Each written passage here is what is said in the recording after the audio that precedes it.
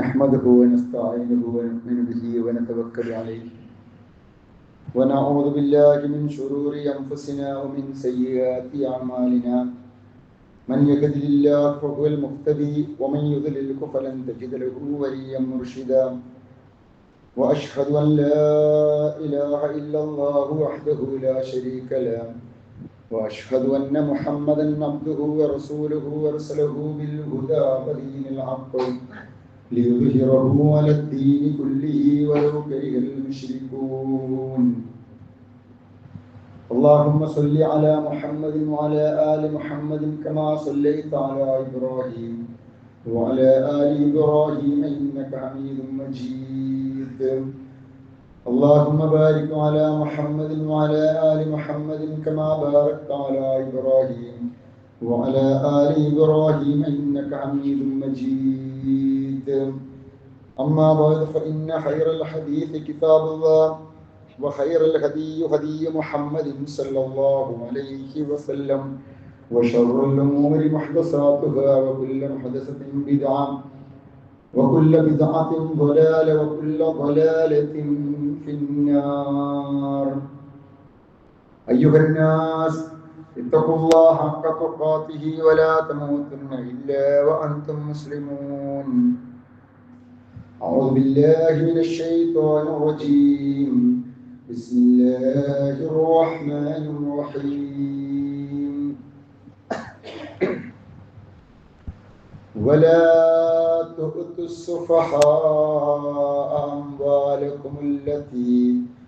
أموالكم التي جعل الله لكم قياما وارزقوهم فيها واكسوهم وقولوا لهم قولا معروفا. വിശ്വാസികളെ സർവ്വലോകരക്ഷിതാവായ അല്ലാഹുവിന്റെ നിർദ്ദേശങ്ങൾ യഥാവിധി ജീവിതത്തിൽ പുലർത്തുവാനും വിശ്വാസിയായി ജീവിച്ച് ഈമാനോടെ മരിക്കുവാനും പരിശ്രമിക്കണമേ എന്ന് എന്നെയും നിങ്ങളെയും ഓർമ്മിപ്പിക്കുകയാണ്. കരുണാവാരിധിയായ നാഥൻ അവനെ ഭയപ്പെട്ട് ജീവിക്കുന്ന മുത്തഖീങ്ങളായ ദാസന്മാരുടെ കൂട്ടത്തിൽ നമ്മെ അവരെയും ഉൾപ്പെടുത്തി അനുഗ്രഹിക്കുമാറാകട്ടെ. എല്ലാ രംഗത്തേക്കും വളരെ സന്തുലിതമായ ഒരു കാഴ്ചപ്പാട് വീക്ഷണം അവതരിപ്പിച്ച ഇസ്ലാം സാമ്പത്തിക രംഗത്തും അതിൻ്റെ കൃത്യമായ കാഴ്ചപ്പാട് അവതരിപ്പിച്ചിട്ടുണ്ട്. അൽ മാലു സ്വാലിഹ് ലിൽ മർഇ സ്വാലിഹ്. ഒരു നല്ല മനുഷ്യന് നല്ല സമ്പത്ത്. ഇസ്ലാമിൻ്റെ സാമ്പത്തിക കാഴ്ചപ്പാടിനെ ഒരൊറ്റ വാക്കിൽ ഒതുക്കാൻ പറഞ്ഞാൽ നമുക്ക് പറയാവുന്ന പ്രവാചക വചനത്തിൻ്റെ ഒരു എസൻസ് ആണ് ആ ഒരു പ്രയോഗം. അൽ മാലു സ്വാലിഹ് ലിൽ അബ്ദി സ്വാലിഹ്. സാമ്പത്തിക സാക്ഷരത ഇന്ന് പൊതുവെ ലോക മനുഷ്യർക്ക് കുറവാണ്, പ്രത്യേകിച്ചും മലയാളികൾക്ക്, അതിൽ വിശിഷ്യ പറയുകയാണെങ്കിൽ മുസ്ലിങ്ങൾക്ക്. ന്യൂ ജനറേഷന് അതില്ല എന്ന് പറയുമ്പോൾ ഓൾഡ് ജനറേഷൻ അതിൽ ഓക്കെയാണ് എന്ന് പറയാൻ പറ്റില്ല. അവരിലും പലർക്കും സാമ്പത്തികമായ ഒരു കൃത്യമായ കാഴ്ചപ്പാട് ഇല്ല എന്നുള്ളത് ഒരു സത്യമാണ്. ഈ അടുത്ത് നമ്മൾ കേട്ട ഒരു വാർത്ത, ഒരു കുടുംബത്തിലുണ്ടായ കൊലപാതകം. അതിൻ്റെ കാരണം അന്വേഷിച്ച് ചെന്നപ്പോൾ ആ കുടുംബത്തിലെ 10-24 വയസ്സുള്ള ഒരു ചെറുപ്പക്കാരന്, ഒരു പയ്യൻ അല്ലെങ്കിൽ ഒരു ചെറുപ്പക്കാരന്, അവനൊരു ഉത്തരവാദിത്വവും ഇല്ല. ഞാൻ ആ വ്യക്തിയെക്കുറിച്ചോ ആ കുടുംബത്തെക്കുറിച്ചോ അല്ല പരാമർശിക്കാൻ ഉദ്ദേശിക്കുന്നത്. സാമ്പത്തിക രംഗത്തുള്ള നമ്മുടെ ഒരു കാഴ്ചപ്പാടില്ലായ്മ സൂചിപ്പിക്കുന്നതിൻ്റെ ഒരു ആമുഖമായിട്ടാണ് ആ സംഭവം പറയുന്നത്. 60 ലക്ഷമാണ് ആ കുട്ടിയുടെ കടം. അവനൊരു കുടുംബനാഥനല്ല, അവൻ വിവാഹിതനല്ല, അവനല്ല കുടുംബം നോക്കി നടത്തുന്നത്. എന്നിട്ടും ഇളം പ്രായത്തിലുള്ള ഒരു ചെറുപ്പക്കാരന് 60 ലക്ഷം കടം വരാവുന്ന ഒരു അവസ്ഥയിലേക്ക് മലയാളക്കര അല്ലെങ്കിൽ കേരളക്കരയിൽ ജീവിക്കുന്ന മുസ്ലിങ്ങൾ എത്തിയിരിക്കുന്നു എന്ന് പറയുമ്പോൾ എന്ത് സാമ്പത്തിക സാക്ഷരതയാണ് നമുക്കുള്ളത് എന്നുള്ളത് നമ്മൾ ആലോചിക്കണം. പല ആളുകളുടെയും സാമ്പത്തിക രംഗത്തുള്ള കാഴ്ചപ്പാടെന്ന് പറയുന്നത്, ഞാനൊക്കെ ഒരുപാട് കഷ്ടപ്പെട്ട് വളർന്നവനാണ്, എൻ്റെ മക്കൾക്കെങ്കിലും പ്രയാസം ഉണ്ടാകാൻ പാടില്ല, അതുകൊണ്ട് എന്ത് ചെയ്തിട്ടായാലും കുഴപ്പമില്ല, ആരോട് കടം വാങ്ങിയിട്ടാണെങ്കിലും പ്രശ്നമില്ല, എന്താണോ അവരുടെ ആഗ്രഹങ്ങള് അതൊക്കെ പൂർത്തീകരിച്ചു കൊടുക്കുക. അങ്ങനെയാണ് ചിലര് ജീവിതത്തിന്റെ സുഖം കണ്ടെത്തുന്നത്. അതിൽ അവർക്കൊരു സന്തോഷമാണ്. കുടുംബത്തിൽ സന്തോഷം ഉണ്ടാവണം, കുടുംബത്തിൽ ഹാപ്പിനെസ് നിലനിൽക്കണം, ആവശ്യങ്ങളൊക്കെ പൂർത്തീകരിക്കപ്പെടണം.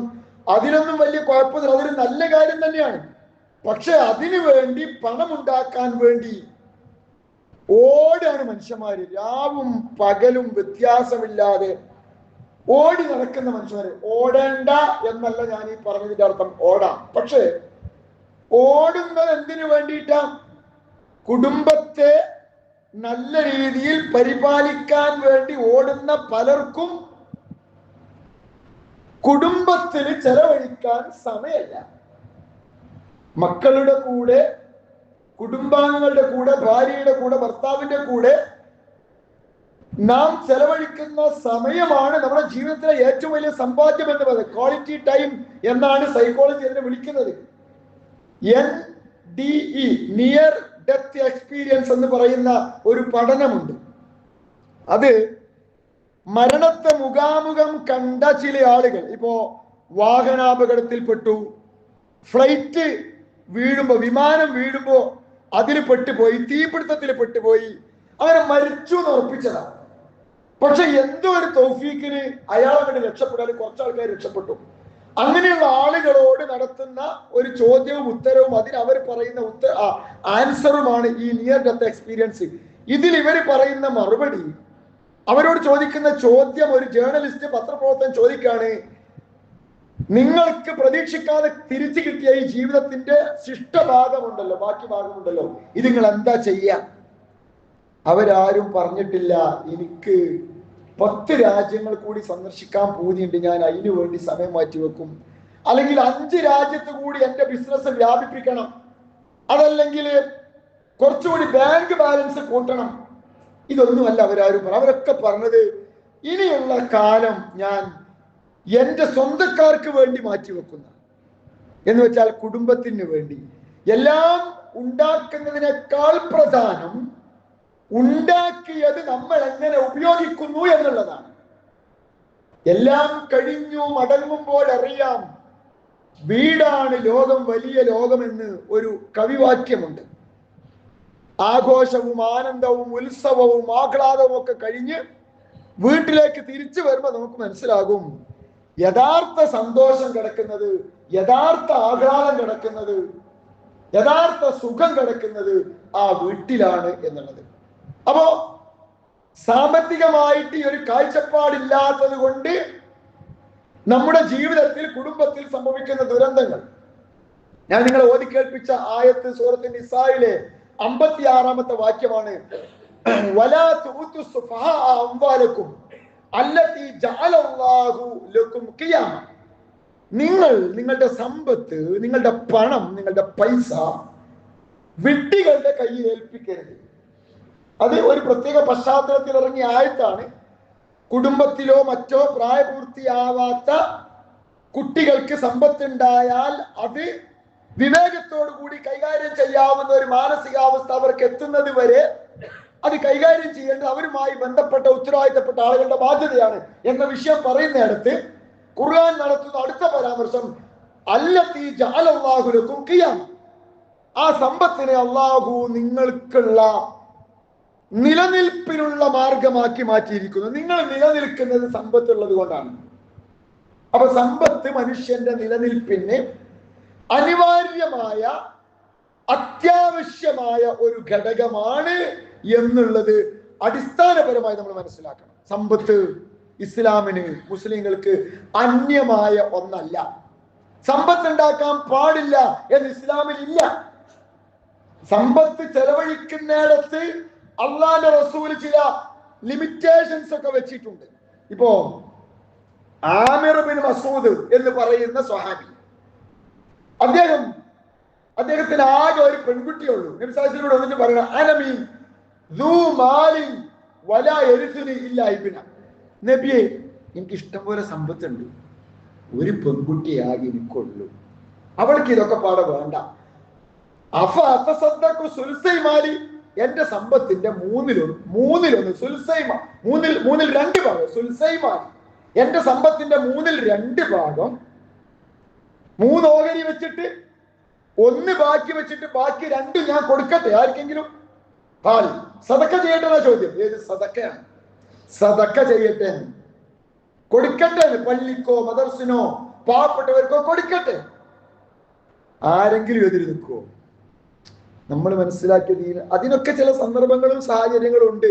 അള്ളാഹുവിന്റെ റസൂൽ മുഴുവൻ കൊടുക്കാൻ പറഞ്ഞ സാഹചര്യമുണ്ട്. പക്ഷെ അതിനൊക്കെ ചില കാഴ്ചപ്പാടുകൾ ഇസ്ലാം അവതരിപ്പിച്ചിട്ടുണ്ട്. എപ്പോ, എങ്ങനെ, ആര്, എന്ത്, കൃത്യമായൊരു കാഴ്ചപ്പാട്. അപ്പൊ റസൂൽ പറഞ്ഞത് ലാ, കൊടുക്കാൻ പറ്റില്ല. ബിഷത്തർ. അപ്പൊ ഇയാളുടെ ചോദ്യം എന്നാ?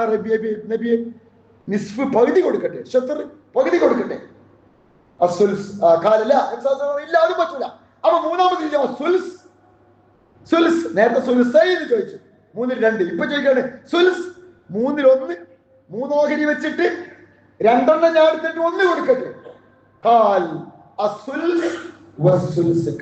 അതെ, 3 അതന്നെ എമ്പാട് വേണം. അപ്പോ കൊടുക്കുന്ന കാര്യത്തിൽ പോലും, എന്നിട്ട് അതിനു ശേഷം പറഞ്ഞ വാചകമാണ് ഏറെ പ്രസക്തം.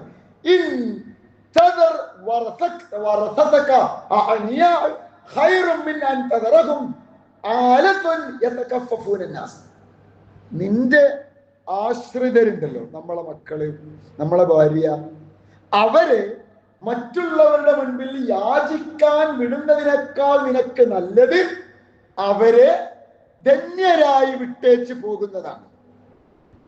ഇതാണ് സാമ്പത്തിക രംഗത്ത് ഇസ്ലാമിന്റെ കാഴ്ചപ്പാടിന്റെ ബേസ് എന്ന് പറയുന്നത്. അബീ സഈദിൽ നിന്ന് റിപ്പോർട്ട് ചെയ്യപ്പെടുന്ന ഒരു വചനം, ഹാദൽ മാലു ഹുൽവതൻ മൻ അഖദഹു ബിഹഖിഹി വവളഅഹു ഫീ ഹഖിഹി. ഈ സമ്പത്ത് എന്ന് പറയുന്നത് അതൊരു മധുരമാണ്. ആരാണ് അതിന്റെ ഹക്കോട് കൂടി അതെടുത്തത്, ആരാണ് അതിന്റെ ഹക്കോട് കൂടി അത് വെക്കേണ്ടടുത്ത് വെക്കുന്നത്, അവർക്ക് സമ്പത്തിനെ അതിന്റെ ഹക്ക് എന്നുള്ളത് നമുക്ക് വേണമെങ്കിൽ ഒരു ഉത്തരവാദിത്ത ബോധത്തോടു കൂടി, അതിൻ്റെതായ ഒരു റെസ്പോൺസിബിലിറ്റി ഉണ്ടല്ലോ, ആ രീതിയിൽ കൈകാര്യം ചെയ്യുന്നവർക്ക് സമ്പത്ത് വളരെ നല്ലതാണ്. വിവേകിയുടെ കയ്യിൽ, ബോധമുള്ളവന്റെ കയ്യിൽ. എന്നാൽ വമൻ അഖദ ബിഗൈരി ഹഖിഹി, അതിന്റെ ഉത്തരവാദിത്തത്തോടു കൂടി അല്ല എങ്കിലോ, കാന കല്ലദി യഅ്കുലു വലാ യശ്ബഉ, ഓന്റെ ഉദാഹരണം പിന്നെ തിന്നുന്ന മനുഷ്യൻ, എന്നാൽ വിശപ്പ് ഒരിക്കലും മാറണില്ല. അങ്ങനെ ചില മനുഷ്യന്മാർ നമ്മൾ കാണാറുണ്ട്. ഓടുക, ഉണ്ടാക്കുക, എന്നിട്ട് എന്തുണ്ടാക്കി, എന്ത് നേടി, എന്തിനു വേണ്ടി എന്നുള്ളതിന് ഉത്തരമില്ലാതെ നമ്മൾ പറയുന്ന ചില നാടൻ ഉദാഹരണങ്ങളുണ്ട്. ചിലർക്ക് നിൽക്കാനൊട്ട് നേരമില്ല, ഓടിയിട്ടൊട്ട് കാര്യമില്ല എന്ന് ചില ജീവികളെ ഉപമിച്ചുകൊണ്ട് നമ്മൾ പറയും. ഓടാം, ഉണ്ടാക്കാം, സമ്പാദിക്കാം, പക്ഷെ അതിന്റെ ലക്ഷ്യം എന്താണ് എന്നുള്ളത്. ഇപ്പോ നബി സല്ലല്ലാഹു അലൈഹി വസല്ലമയുടെ ഒരുപാട് സ്വഹാബാക്കൾ മക്കയിൽ സമ്പന്നരായിരുന്നു. ഒരുപാട് സമ്പന്നരായ സ്വഹാബാക്കളുണ്ട്. ഉസ്മാൻ റളിയല്ലാഹു അൻഹുവിനെ പോലെ, അബ്ദുറഹ്മാൻ ഇബ്നു ഔഫിനെ പോലെ. അബ്ദുറഹ്മാൻ ഇബ്നു ഔഫിനെ കുറിച്ചൊക്കെ പറയപ്പെടുന്നത്, അദ്ദേഹം ഒരു കല്ലെടുത്താൽ ആ കല്ലെടുത്തോടത്ത് ഒരു നിധി ഉണ്ടാവുന്ന. വെറുതെ ചെന്നിട്ട് ഒരു കല്ലെടുത്താൽ ഒന്നുകിൽ ആ എടുത്ത കല്ല്, അതൊരു ഉപമയാണ്, ആ എടുത്ത കല്ല് സ്വർണ്ണയിക്കാരം, അല്ലെങ്കിൽ എടുത്തോടത്ത് സ്വർണ്ണയിക്കാരം. മക്കത്ത് ധനാഢ്യനായിരുന്ന അബ്ദുറഹ്മാൻ ഇബ്നു ഔഫ് ആ സമ്പത്തൊക്കെ മക്കത്തിട്ടിട്ടാണ് മദീനത്തേക്കാണ് പോയത്. അവിടെ ചെന്നിട്ട് ഇനി ഒന്നും വേണ്ട എന്നല്ല അബ്ദുറഹ്മാൻ ഇബ്നു ഔഫ് തീരുമാനിച്ചത്. മറിച്ച് എന്താ ചെയ്തറിയോ? അദ്ദേഹത്തിന് വല്ല സഹായവും വേണോ എന്ന് മദീനയിലെ അൻസാറുകൾ ചോദിച്ചപ്പോ മദീനയിലെ മാർക്കറ്റ് എവിടെ എന്നാണ് അബ്ദുറഹ്മാൻ ഔഫ് തിരിച്ചു ചോദിച്ചത്.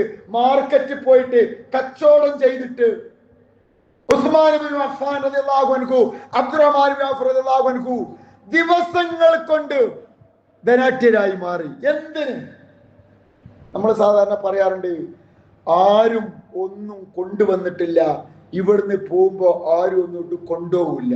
അത് സത്യമാണ്. പക്ഷേ കൊണ്ടുപോകില്ലെങ്കിലും നമുക്ക് കൊടുത്തയക്കാൻ പറ്റും. പരലോകത്തേക്ക് ഒന്നും കൊണ്ടുപോകില്ലെങ്കിലും പരലോകത്തേക്ക് നമുക്ക് കൊടുത്തയക്കാൻ പറ്റും. എന്തിനാണ് ഒരു നല്ല മനുഷ്യൻ സമ്പത്ത് ഉണ്ടാക്കുന്നത്? അൽ മാലു സ്വാലിഹ് ലിൽ അബ്ദി സ്വാലിഹ്. എന്തിനാ സമ്പത്ത് ഉണ്ടാക്കുന്നത്? സ്വർഗം വാങ്ങാൻ. കൊണ്ടുപോകാൻ പറ്റൂല, പക്ഷെ ആ സ്വർഗം വാങ്ങാൻ വേണ്ടി നമുക്ക് കൊടുത്തയക്കാം. ആരെ കയ്യിൽ? പാവപ്പെട്ടവന്റെ കയ്യിൽ, പ്രയാസപ്പെടുന്നവന്റെ കയ്യിൽ, രോഗിയുടെ കയ്യിൽ, മദ്രസയായിട്ട്, പള്ളിയായിട്ട്, വരിസംഖ്യയായിട്ട്, യാചിക്കുന്നവനുള്ള ഫണ്ടായിട്ട്, ചോദിക്കുന്നവനുള്ള ഉത്തരമായിട്ട്, നഖത്തിന്റെ ഉള്ളിൽ വെച്ചിട്ടോ, മയ്യത്തിന്റെ തുണിന്റെ പോക്കറ്റിൽ വെച്ചിട്ടോ, കഫം പുടവേല് വെച്ചിട്ടോ, കബറിൽ വെച്ചിട്ടോ കൊണ്ടുപോകൂല. പക്ഷേ നമ്മൾ അങ്ങോട്ട് പോകുന്നതിന്റെ മുൻപ് അവിടെ രക്ഷപ്പെടാനുള്ളത് കൊടുത്തേക്കാൻ വേണ്ടിയിട്ടാണ് അബ്ദുറഹ്മാൻ ഇബ്നു ഔഫും ഉസ്മാൻ റളിയല്ലാഹു അൻഹുവും സിദ്ദീഖുൽ അക്ബറും എന്തിന് റസൂലുള്ളാഹി സ്വല്ലല്ലാഹു അലൈഹി വസല്ലം വരെ കച്ചവടം നടത്തി പൈസ ഉണ്ടാക്കി. അതുകൊണ്ട് പണം ഉണ്ടാക്കാനേ പാടില്ല ഇസ്ലാമിൽ എന്നൊരു തെറ്റിദ്ധാരണ ഇസ്ലാമിനെ കുറിച്ച് നമുക്ക് വേണ്ട. ഉണ്ടാക്കാം, പക്ഷെ മിൻ ഐന ഇക്തസബ വഫീമ അൻഫഖ. ഒരിക്കലും ഇസ്ലാമില് എത്ര ഉണ്ടാക്കാൻ പറ്റുന്നതിന് ലിമിറ്റേഷൻ വെച്ചു. നേരത്തെ നമ്മൾ സൂചിപ്പിച്ചു എത്ര കൊടുക്കാം, അതിന് ലിമിറ്റേഷൻ ഉണ്ട്. എത്ര കൊടുക്കാൻ പാടുള്ളൂ? പരമാവധി 1/3 കൊടുക്കാൻ പാടുള്ളൂ. പക്ഷെ എത്ര ഉണ്ടാക്കാം? ഒരു ലിമിറ്റേഷനും ഇല്ല. എത്ര ഉണ്ടാക്കാം? എന്തുകൊണ്ട് ഇസ്ലാം അങ്ങനെ ഒരു സിസ്റ്റം വെച്ചു? ഉണ്ടാക്കുന്നവരുണ്ടാക്കട്ടെ, അതിന്റെ ഒരു പങ്ക് പാവപ്പെട്ടവർക്ക് കിട്ടും. അങ്ങനെ ഒരു സൊസൈറ്റിയാണ് നാട്ടിൽ നിലനിൽക്കുന്നത് എങ്കിൽ ഒരിക്കലും പാവപ്പെട്ടവന് പണക്കാരനോട് അസൂയ ഉണ്ടാവൂല. അവൻ ഉണ്ടാവട്ടെ, ഇനി ഉണ്ടാവട്ടെ എന്നേ പാവപ്പെട്ടവൻ ചിന്തിക്കുള്ളൂ. കാരണം എന്താ? ഓനുണ്ടായാൽ മെച്ചം ഓന് മാത്രല്ല എനിക്കുണ്ട്. അതാണ് ഇസ്ലാം. ഒരു സാധാരണ ഒരു കഥ പറയാറുണ്ട്. ഒരു ആജിയാര് സക്കാത്ത് കൊടുക്കുമ്പോ പാവപ്പെട്ടവനോട് പറഞ്ഞു, ഇത്രേ തോനുണ്ടാകാൻ വേണ്ടി പ്രാർത്ഥിച്ചോ, എന്നാ അടുത്ത കൊല്ലം എനിക്ക് തോന തരണ്ടേ. അപ്പൊ ഇവന് കിട്ടുന്നതിന്റെ കണക്കോനറിയാം. ഓൻ പറഞ്ഞ മറുപടി, ഇങ്ങക്ക് ഉണ്ടാകാൻ വേണ്ടി പ്രാർത്ഥിച്ചിട്ട് ഇങ്ങക്ക് കിട്ടിയിട്ട് അതിലേക്ക് കിട്ടിയിട്ട് വേണം എനിക്ക് കിട്ടാൻ വേണ്ടി നേരിട്ടാണ് ചോദിച്ചാൽ പോരെയാണ്. ആ ചോദ്യം വരിക ഈ കൊടുക്കുന്നോടത്ത് പിശുക്കുന്നവർക്കാണ്. നേരെ മറിച്ച് കണക്ക് നോക്കാതെ കൊടുക്കാൻ തയ്യാറുള്ളവർ, അതിനുവേണ്ടി ഉണ്ടാക്കുന്നവരാണ് സൊസൈറ്റിയിൽ ഉള്ളത് എങ്കിൽ അവിടെ പാവപ്പെട്ടവരും പണക്കാരനും, ഉള്ളവരും ഇല്ലാത്തവരും തമ്മിലുള്ള അന്തരമില്ലാതെയുള്ള സ്നേഹം നിലനിൽക്കും. അതാണ് ഇസ്ലാമിന്റെ കാഴ്ചപ്പാട് എന്ന് പറയുന്നത്. എത്ര മനോഹരമാണ് ഇസ്ലാമിന്റെ കാഴ്ചപ്പാട്. അംർ ഇബ്നുൽ ആസ് റിപ്പോർട്ട് ചെയ്യപ്പെടുന്ന വചനം, ഇന്നി ഉരീദു അൻ അബ്അസക അലാ ജയ്ശിൻ ഫയുഅനിമകല്ലാഹ്. അംർ ഇബ്നുൽ ആസ് നബി സല്ലല്ലാഹു അലൈഹി വസല്ലം പറയാണ്, ഞാൻ നിങ്ങളെ ഒരു സൈനിക നേതാവായിട്ട് ഒരു നാട്ടിലേക്ക് പറഞ്ഞേക്കണം. അങ്ങനെ അവിടെ പോയിട്ട് ആ നാട് കീഴടക്കിയാൽ നിങ്ങൾക്ക് അല്ലാഹു ഒരുപാട് ഗനീമത്ത് സ്വത്തൊക്കെ നൽകും. അപ്പൊ നിങ്ങൾക്ക് അതിലൂടെ സമ്പത്ത് ഉണ്ടാക്കുക. ആരാണോ നേതൃത്വം കൊടുക്കുന്നത്, ആരാണോ സൈന്യത്തിലുള്ളത്, അവർക്കായിട്ട് ഓഹരി കിട്ടും. അപ്പോ അതിന് നിങ്ങൾക്ക് നല്ല സമ്പത്ത് ഉണ്ടാവുമെന്ന് ഞാൻ ആഗ്രഹിക്കുകയാണ്. റസൂൽ പറയാം. എന്നിട്ട് റസൂൽ കൊടുത്ത് പറഞ്ഞ ഒരു കാര്യമാണ് ഞാൻ നേരത്തെ പറഞ്ഞ വാചകം,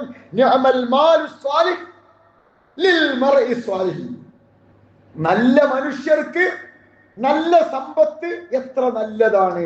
അതുകൊണ്ട് സമ്പത്തിനെ കുറിച്ചുള്ള ഇസ്ലാം, അനസ് റളിയല്ലാഹു അൻഹു കുഞ്ഞായിരിക്കുമ്പോ, അനസ് നബി സല്ലല്ലാഹു അലൈഹി വസല്ലം കൂടെ 10 വർഷക്കാലം ഖിദ്മത്ത് എടുത്ത് സർവീസ് ചെയ്ത് റസൂലുള്ളാഹിന്റെ കൂടെ എപ്പോഴും ഉണ്ടായിരുന്ന ഒരു കൊച്ചു മോനാണ് അനസ്.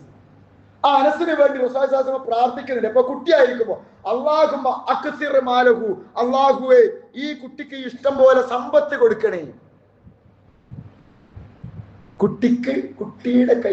കുട്ടിയുടെ തലയിൽ കൈ വെച്ച് റസൂലുള്ളാഹി പ്രാർത്ഥിക്കാം. കുട്ടികൾക്കും സമ്പത്ത് ഉണ്ടാക്കാം. നമ്മളെ നാട്ടിലാണ് അതിനെക്കുറിച്ച് ഒരു കാഴ്ചപ്പാട്. ഒരു കല്യാണം കഴിക്കുന്നത് വരെ 25 വയസ്സായാലും കല്യാണം കഴിക്കുന്നത് വരെ പാപ്പാന്റെ ചെലവില് പുരക്കാരുടെ ചെലവില് നിൽക്കണം എന്നാണ് നമ്മളെ നാട്ടിലുള്ള തെറ്റിദ്ധാരണ. പക്ഷെ ഇവിടുന്ന് പുറത്തു പോയി പഠിക്കുന്ന UK-ലോ US-ലോ കാനഡയിലോ ഓസ്ട്രേലിയയിലോ പഠിക്കുന്ന കുട്ടികളോട് വിദ്യാർത്ഥികളോട് അന്വേഷിച്ച് നോക്കൂ. ഉച്ച വരെ പഠിക്കുക, ഉച്ചക്ക് ശേഷം ഷിഫ്റ്റ് ആയിട്ട് വർക്ക് ചെയ്യാം. എവിടെയാവാം, ഏതെങ്കിലും കമ്പനിയിൽ പാർട്ട് ടൈം, ഓൺലൈൻ ആയിട്ട് ഒരു ജോബ്. എന്നിട്ട് അവന് പഠിക്കാനുള്ള കാശ് ഒരു 10 വയസ്സ് 12 വയസ്സ് 15 വയസ്സായാൽ ഓരോ കുട്ടിയും ഉണ്ടാക്കുന്ന ഒരു സിസ്റ്റമാണ് വിദേശത്തൊക്കെ. അറബികൾക്കിടയിൽ ഈ ഒരു ശീലമുണ്ട്. നമ്മൾക്ക് നമ്മളുടേതായ ഹലാലായ നിലക്ക് ഉണ്ടാക്കാനുള്ള ഒരു ശീലം നമ്മുടെ നാട്ടിലെ കുട്ടികൾക്ക് എന്താ ചെയ്യാൻ പറ്റുക? ഇപ്പൊ നമ്മളൊക്കെ കുട്ടിക്കാലത്ത് നമുക്ക് എല്ലാവർക്കും അറിയാം, ഓട് ഇറക്കിയാൽ അത് കൊണ്ടുപോകാന്, മണലിറക്കിയാൽ അത് കൊണ്ടേക്കാന്, അതേപോലെ തന്നെ അടക്ക പൊറുക്കാൻ പോയി ചെറിയ ജോലികൾ ചെയ്തിട്ട് പൈസ ഉണ്ടാക്കുന്ന സിസ്റ്റം ചെറുപ്പത്തിലുണ്ട്. ഇന്ന് ചെയ്യുന്ന കുട്ടികളുണ്ട്, പേപ്പർ ഇടാൻ വേണ്ടി പോകുന്ന കുട്ടികളുണ്ട്, കാറ്ററിംഗ് സർവീസിന് ആഴ്ചയിൽ 1-2 ദിവസം പോകുന്ന മക്കളുണ്ട്, ഓൺലൈനായിട്ട് ഇംഗ്ലീഷും മാത്സും അതേപോലെ തന്നെ ഖുർആനും ക്ലാസ് എടുത്തിട്ട് പൈസ ഉണ്ടാക്കുന്ന മക്കൾ. ഞാൻ ചില ക്ലാസ്സിലൊക്കെ ചോദിക്കാറുണ്ട്, സ്വന്തമായിട്ട് ഒരു ഇൻകമുള്ള എത്ര കുട്ടികളുണ്ട്? 100 കുട്ടികളുടെ 5 കൈപ്പൊക്കും. ഒരു ഗേൾസും ഉണ്ടാവും ചിലപ്പോൾ. ഓൺലൈനായിട്ട് ക്രാഫ്റ്റ് വർക്ക് ചെയ്തിട്ട് എനിക്ക് മാസത്തിൽ ഇത്ര കിട്ടാറുണ്ട് സർ. ശീലിപ്പിക്കണം നമ്മുടെ മക്കളെ ഹലാലായ നിലക്ക്. അവരുടേതായിട്ട് എന്തെങ്കിലുമൊക്കെ ഉണ്ടാക്കുമ്പോ അതിന് കിട്ടുന്ന ഒരു സുഖം ഉണ്ടല്ലോ, മക്കൾ മനസ്സിലാക്കണം. ഇത് ബാപ്പാന്റെ കയ്യിൽ നിന്ന് ഇങ്ങനെ വാങ്ങുക, എന്നിട്ട് എവിടെയാ വേണ്ട ഇങ്ങനെ കൊണ്ടു കൊടുക്കുക. പണത്തിന്റെ വാല്യൂ അവർക്ക് മനസ്സിലാകൂല.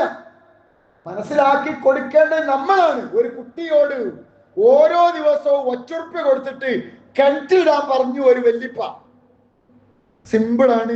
1 ഉറുപ്യ വല്യാപ്പ കൊടുക്കും, കുട്ടി കൊണ്ടേ കിണറ്റിലിടും. അങ്ങനെ കുറെ ദിവസം ഇട്ടു. ഒരു ദിവസം വല്യപ്പാന്റെ പോക്കറ്റ് തപ്പി നോക്കുമ്പോ 1 ഉറുപ്യ അല്ല. അപ്പോ വല്യപ്പ പറഞ്ഞു, എന്റെ അടുത്ത് നിന്ന് പൈസ ഇല്ല, ഈ അയലോക്കത്തെ മൂത്താപ്പാന്റെ പരിചയത്തിന് മൂത്താപ്പാനോടൊന്ന് ചോദിച്ചു നോക്കിയാണ്. മൂത്താപ്പാൻ ചോദിച്ചാൽ മൂത്താപ്പാൻ വെറുതെ തരൂല, ഈ കല്ലൊക്കെ എടുത്തിട്ട് അങ്ങോട്ട് കൊണ്ടേച്ചാൽ തരാറുണ്ട്. അപ്പൊ ഇത് അവന്റെ ഒരു ശീലല്ലേ. അങ്ങനെ കല്ലൊക്കെ എടുത്ത് അങ്ങോട്ട് കൊണ്ടുവച്ച് ഒരു 1.5 മണിക്കൂർ പണിയിട്ട് വേർത്തപ്പോ കല്ലൊക്കെ അവിടെ എത്തി. 1 ഉറുപ്യ കൊടുത്തു, കൊണ്ടുപോയിട്ടാറുണ്ട്. ഓൻ ആ പൈസ വാങ്ങിയിട്ട് ഇങ്ങനെ നോക്കി, ഈ പൈസ ഞാൻ കണ്ടിക്കിടൂല. അപ്പോഴാണ് അവന് മനസ്സിലായത് അങ്ങനെ അധ്വാനിച്ച് കിട്ടുന്ന കാശിന്റെ വില എന്താണെന്നുള്ളത്. ടൂറ് പോകാൻ 2000, ഔട്ടിങ്ങിന് 5000, ഫ്രണ്ട്സിന്റെ കൂടെ പോകാൻ അത്ര നമ്മൾ എടുക്കുന്നു, കൊടുക്കുന്നു, അവർ ചെലവാക്കുന്നു. വാല്യൂ അറിയാത്ത ജനറേഷൻ വളർന്നു വരുമ്പോഴാണ് 24-കാരന് 60 ലക്ഷം കടമുണ്ടാവുന്നത്. സാമ്പത്തിക രംഗത്ത് കൃത്യമായ ഒരു കാഴ്ചപ്പാട്. എങ്ങനെ ഉണ്ടാക്കി, എങ്ങനെ കൊടുത്തു, കൃത്യമായ ഒരു കാഴ്ചപ്പാട് ഒരു മുസ്ലിമിന് ഉണ്ടായിരിക്കണം. ഒരു മുസ്ലിം പല നിലക്കും പരീക്ഷിക്കപ്പെടും. ഈ കുല്ലി ഉമ്മത്തിൻ ഫിത്ന, ഓരോ സമുദായത്തിനും ഓരോ തരത്തിലുള്ള പരീക്ഷണങ്ങളുണ്ട്. വഫിത്നത്തു ഉമ്മത്തി അൽമാൽ, എന്റെ ഉമ്മത്ത് പരീക്ഷിക്കപ്പെടുന്നത് സമ്പത്ത് കൊണ്ടാണ് എന്ന് അള്ളാന്റെ റസൂല് പറഞ്ഞ 14 നൂറ്റാണ്ട് മുൻപ്. അന്നൊന്നും ഒരു പക്ഷേ ഒട്ടിയ വയറുമായി ഹന്തക്ക് കുഴിച്ച കിടങ്ങ് കുഴിച്ച സ്വഹാബത്തിന് അത് മനസ്സിലായിട്ടുണ്ടായിരിക്കയില്ല. 3 ദിവസം തുടർച്ചയായി ഒരു കാരക്കച്ചീള് പോലുമില്ലാതെ പട്ടിണി കിടന്ന പ്രവാചകന്റെ അനുചരന്മാർക്ക് എവിടെയാണ് ആ സമ്പത്തോടുള്ള പരീക്ഷണം അവർക്ക് മനസ്സിലായിട്ടുണ്ടാവില്ല. ഇന്നത്തെ ഗസയിലും ഫലസ്തീനിലും പട്ടിണി കിടക്കുന്ന മുസ്ലിങ്ങൾക്ക് ഈ ഹദീസ് നമ്മൾക്ക് മനസ്സിലാണത്ര മനസ്സിലാവില്ല. നമ്മളെ ഉമ്മത്ത് 2025 മുസ്ലിങ്ങൾ, മലയാളക്കരയിലെ മുസ്ലിങ്ങൾ എത്തി നിൽക്കുന്ന സാമ്പത്തികമായിട്ടുള്ള ഒരു സുസ്ഥിതി ഉണ്ടല്ലോ, ഒരു സ്ഥിരതയുണ്ടല്ലോ. ഒരു 50 കൊല്ലം മുമ്പോ 40 കൊല്ലം മുമ്പോ ഇതല്ല അവസ്ഥ. വലിയ ചെമ്പട്ടിയിൽ കഞ്ഞി വെച്ചിട്ട് അതിന് വെള്ളം മുക്കിക്കൊടുത്തിരുന്ന, അരിമണി വറുത്തിട്ട് കട്ടൻ ചായ കൂട്ടിയിട്ട് കുത്തി കഴിച്ചിരുന്ന അതൊന്നും പറഞ്ഞാൽ ന്യൂ ജനറേഷന് ആരും കുറ്റപ്പെടുത്താൻ വേണ്ടി പറയില്ല. പക്ഷെ അങ്ങനെയൊക്കെ ഒരു പട്ടിണിയുടെയും പരിവട്ടത്തിന്റെയും പ്രയാസത്തിന്റെയും ഒരു നല്ല ഭക്ഷണം സ്വപ്നം കണ്ടിരുന്ന, വല്ലപ്പോഴും വിളിക്കപ്പെടുന്ന ഒരു കല്യാണത്തിന് നാവിൽ രുചി നോക്കാൻ ലഭിച്ചിരുന്ന ഒരിറച്ചി കഷ്ണത്തെയൊക്കെ സ്വപ്നം കണ്ടിരുന്ന ആളുകളാണ് ഈ ഇരിക്കുന്ന മക്കളുടെയൊക്കെ വല്യാപ്പാർ. ഉറപ്പാണ് ചിലപ്പോ വാപ്പാര്. അങ്ങനത്തെ ഒരു കാലം നമ്മൾക്ക് കഴിഞ്ഞു പോയിട്ടുണ്ട്. പക്ഷെ ഇന്ന് അൽഹംദുലില്ലാ നമ്മൾ പരീക്ഷിക്കപ്പെടുന്നു സമ്പത്ത് കൊണ്ട്. ഈ പരീക്ഷണത്തിൽ വിജയിക്കാൻ നമുക്ക് സാധിക്കണമെങ്കിൽ സാമ്പത്തിക രംഗം എങ്ങനെയാണ് എന്നുള്ളതിനെ കുറിച്ചുള്ള ഒരു ബോധം, ഒരച്ചടക്കം കുടുംബത്തിൽ വേണം. കിട്ടുന്നത് എത്ര, കൊടുക്കുന്നത് എത്ര, ബാക്കി എത്ര, ദീനി മാർഗത്തിൽ എത്ര കൊടുത്തു, അല്ലാത്ത ആൾക്ക് ഉണ്ടാക്കുന്നത് ചെലവാക്കാൻ തന്നെയാണ്, ചെലവാക്കാൻ വേണ്ടി ഉണ്ടാക്കാനാണ്. പക്ഷേ എങ്ങനെ കിട്ടുന്നു, എങ്ങനെ കൊടുക്കുന്നു എന്നുള്ളൊരു കൃത്യമായ ഒരു അച്ചടക്കം, അതാണ് സാമ്പത്തിക സാക്ഷരത എന്ന് പറയുന്നത്. ഇത് കൃത്യമായി പഠിപ്പിച്ച മതമാണ് ഇസ്ലാം. അത് ഉൾക്കൊള്ളേണ്ടത് നമ്മുടെ ബാധ്യതയാണ്. ഇല്ലെങ്കിൽ നമ്മുടെ കുടുംബവും കുത്തുപാളയെടുക്കും. ഒരു മുഫ്ലിസ് ആകാനല്ല അള്ളാഹുവിന്റെ റസൂൽ പഠിപ്പിച്ചത്, മറിച്ച് അതെങ്ങനെ എന്നുള്ളതിനെ കുറിച്ചുള്ള ഒരു കൃത്യമായ ബോധം നമ്മൾ ഉണ്ടാക്കിയെടുക്കുക, കുടുംബത്തെ അത് പഠിപ്പിക്കുക, ആ രീതിയിൽ ജീവിക്കാൻ തയ്യാറാവുക. അള്ളാഹു നമ്മെ കാത്തുരക്ഷിക്കുമാറാവട്ടെ.